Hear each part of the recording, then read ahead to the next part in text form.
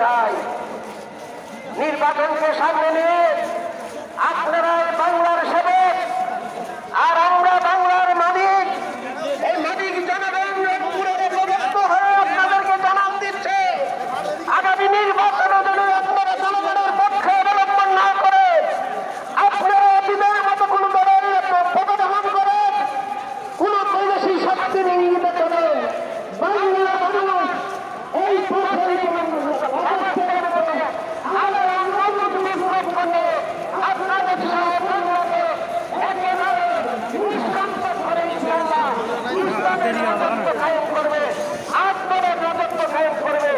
বাংলাদেশের মানুষ আগামী নির্বাচনে বিজয়ের সাথে ঐক্যবদ্ধ। আমরা সকলকে আহ্বান জানাচ্ছি, আসুন আমরা প্রস্তুত হই। আগামী নির্বাচনে আমরা সকল কারণে হরিয়ের বিরুদ্ধে ঐক্যবদ্ধ হিসেবে মোকাবেলা করব। আমাদের বিজয় অবশ্যই অর্জিত হবে। আজ দলীয় ঐক্যজোট জিন্দাবাদ, বাংলাদেশ জিন্দাবাদ।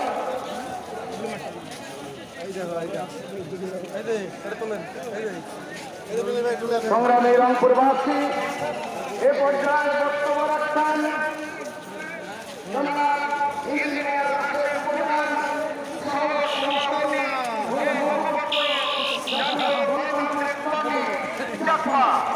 জাতীয় সম্মানিত vice president engineer Rashed potter. সকলে মিলে একবার জোরে সে তাকবীর হবে নাকি?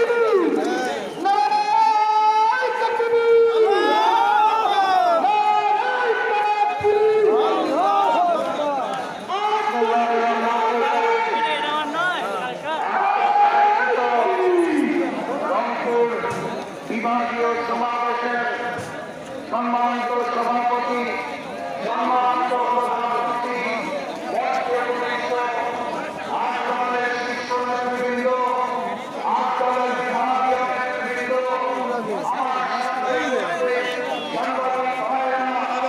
ইসলামিক দেশপ্রেমিক সবাইকে জানাই আমার দল জাতীয় গণতান্ত্রিক পার্টি জাসপার পক্ষ থেকে সংগ্রামী সালাম এবং শুভেচ্ছা। আসসালামু আলাইকুম। আমার প্রাণ প্রিয় রংপুর বিভাগের তৌহিদি জনতা, সর্বপ্রথম বলতে চাই, মার্কিন প্রতিষ্ঠানের জরিপের ফলাফল প্রকাশ করা হয়েছে। সেখানে বলা হয়েছে নতুন করে যারা চাকরি হয়েছে সেই বিএনপির সাথে বাংলাদেশ জামাত ইসলামের ভোটের ব্যবধান সারা বাংলাদেশে মাত্র 4%। এই ভোটের মধ্যে পীর সাহেব চরমনায় বর্জন করা হয় নাই। সেই ভোটের মধ্যে আল্লামা মামুনুল হকের বর্জন করা হয় নাই।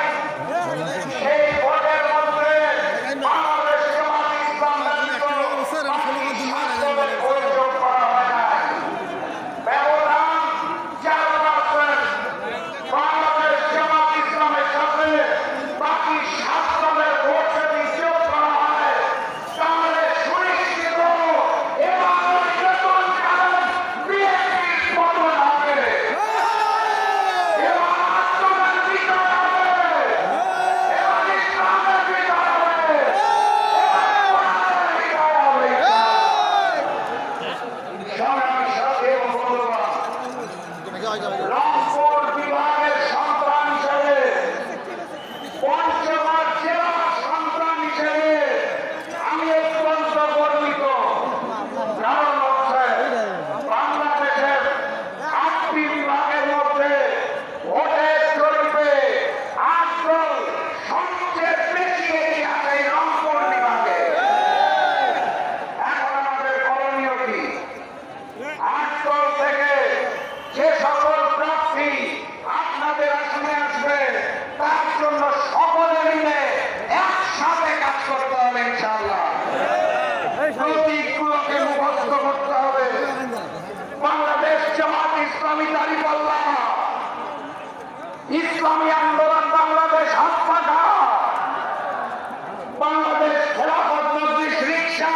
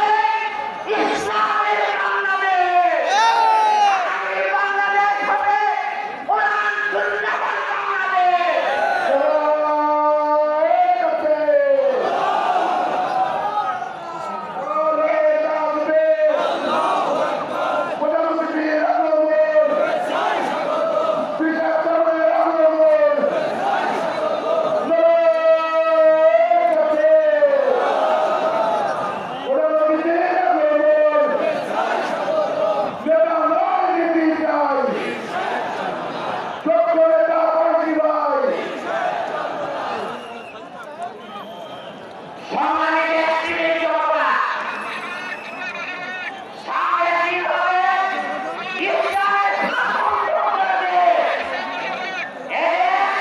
দিল্লি আর ওয়াশিংটনের পদ্ধতিতে চলবে না আগামী বাংলা হবে মোদিরা ইসলামের পরিচালিত হবে আমি আপনাদেরকে আগামীতে ইসলামের হুকুমতের পক্ষে ভোট দেওয়া বাংলাদেশি পাশাপাশি সরকারকে বলতে চাই একদিনে জাতীয় নির্বাচন আর সম্ভব হতে পারে না জাতীয় নির্বাচনের পূর্বে আমরা আমেরিকার অগ্রগতি দেখতে চাই সংগ্রামিত জনতা তাই আগামীতে যারা নির্বাচন করবে এই নির্বাচনের জন্য এখনো সুস্থ পরিবেশ সৃষ্টি হয় না যারা রয়েছে অংশধারী রয়েছে তারা দেশে অশান্তি বিরাজ করছে তারা দেশে বিশৃঙ্খলা সৃষ্টি করছে অতএব নির্বাচনের পূর্বে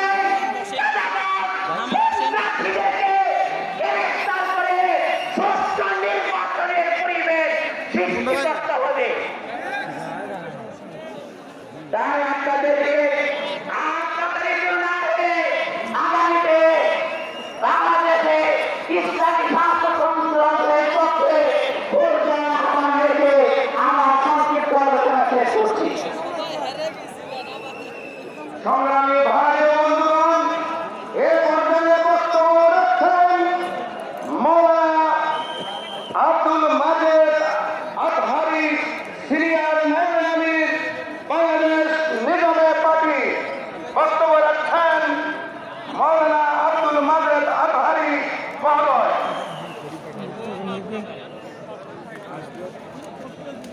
আসসালামু আলাইকুম ওয়া রাহমাতুল্লাহি ওয়া বারাকাতুহু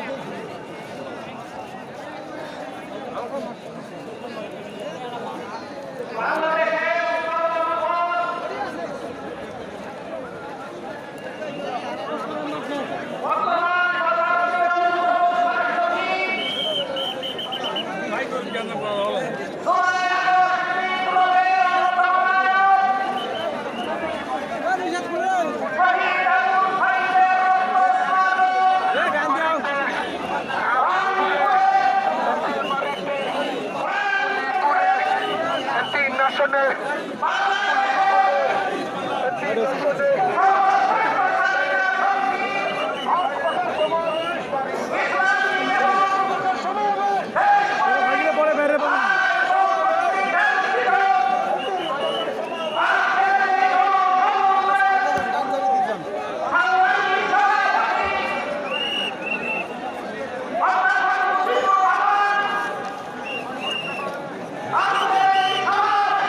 কি দিচ্ছে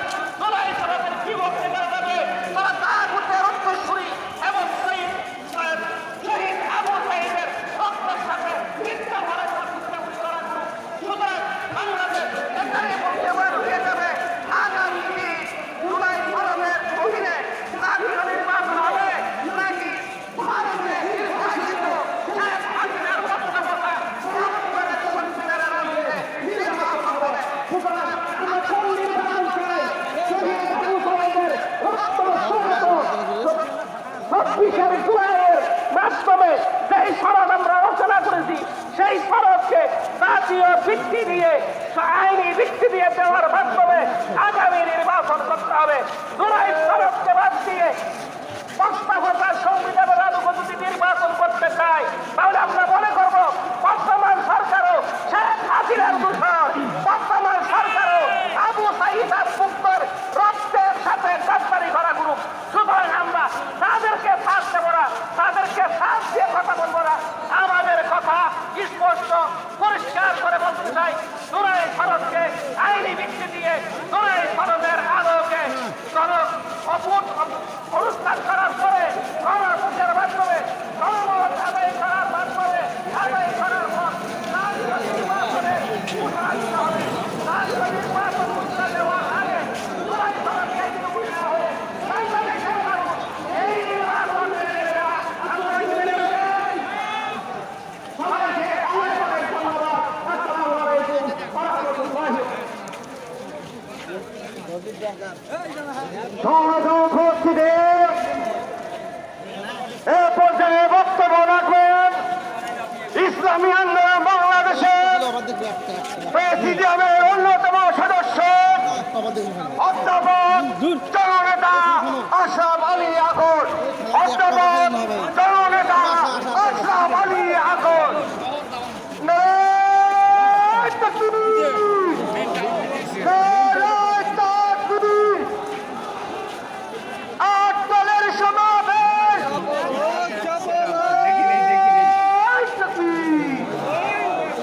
আসসালামু আলাইকুম ওয়া রাহমাতুল্লাহি ওয়া বারাকাতুহু।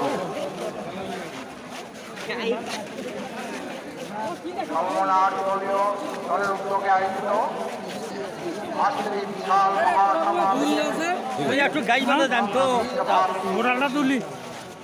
জামাত ইসলামী বাংলাদেশের সংগ্রামী আমি মুজিবুর রহমান সাহেব উপস্থিত আজকের সবার প্রধান অতিথি আটদলীয়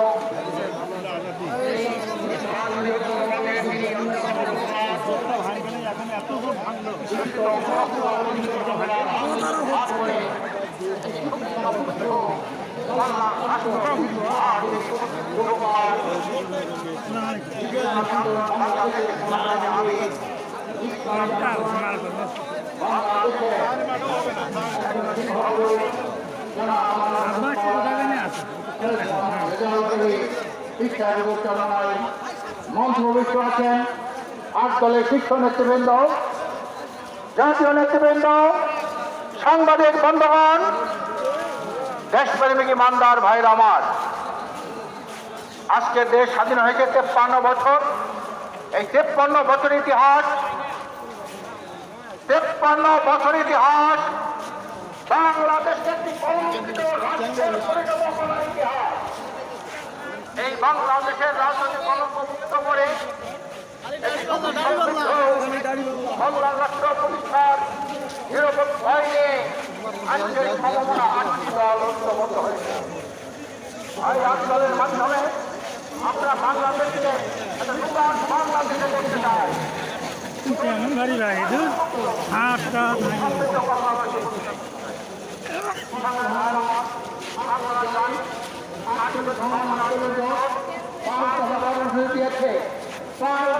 কর্মসূচির পক্ষে সারা দেশের মানুষ যেতে দিচ্ছে। আজকের আমি সরকারকে বলবো, 5 দফা হলো জনতার দাবি, মুক্তির দাবি, সুষ্ঠু একটা নিরপেক্ষ নির্বাচনের দাবি। আপনারা যদি 5 দফা দাবি না মেনেন, লেভেল প্লেইং ফিল্ড করতে না পারেন, আপনি কিন্তু এই দুটি নির্বাচনে যেন কোনোভাবে নির্বাচন হয়, ভোট কারচুপি হয়, ভোট ডাকাতি হয়, আপনার পরিণতি কিন্তু ভালো হবে না। আজকের 8 দল আমরা ঐক্যবদ্ধ হয়েছি, আপনারা কাঁধে কাঁধ নিয়ে কাজ করবেন। আমরা চাই পার্লামেন্ট থেকে শুরু করে ইউনিয়নের মেম্বার পর্যন্ত কোনো রাজনীতির মধ্যে যেন কোনো গোলমাল ধরতে না পারে। এই জন্য সেখানে যে দলের হবে, আলাদা হবে।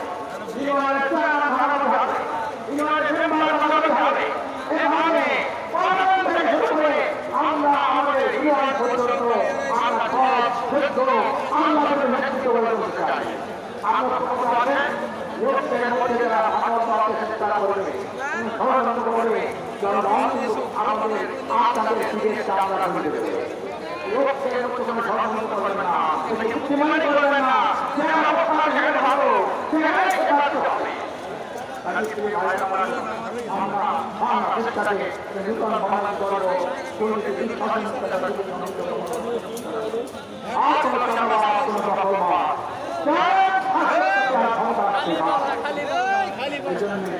আমরা আমাদের যুক্ত হওয়ার নয় আগামী নির্বাচনে ইতিমধ্যে সারা দেশে খবর হয়ে গেছে আগামী দিনে আসলে লোক আগামী সরকার গঠন করবে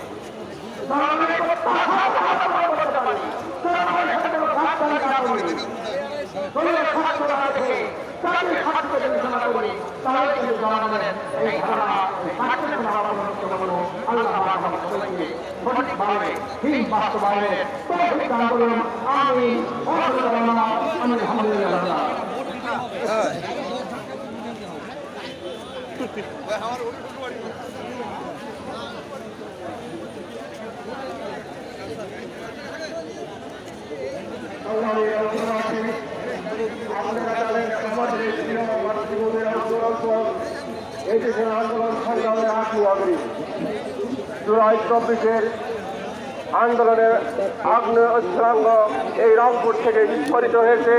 এই রংপুর বাংলাদেশের আন্দোলনের প্রতীকাগার।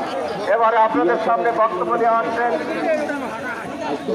খেলাফত মন্ত্রী এর কেন্দ্রীয় নায়েবে আমির শাইখুল হাদিস আল্লামা আহমদ আলী কাসেমি। আল্লামা আহমদ আলী কাসেমি ওনাকে বক্তব্য রাখার জন্য বিশেষভাবে অনুরোধ করছি।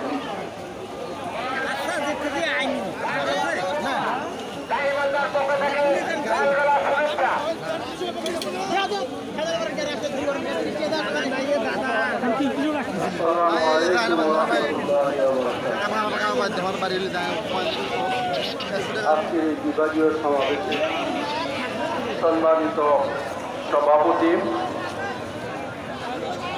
উপস্থিত প্রধান অতিথি, বাংলাদেশের আধ্যাত্মিক রাহবর চরমনায় সাহেব জামাত বরকাতুহ সহ আত্মীয় জুটের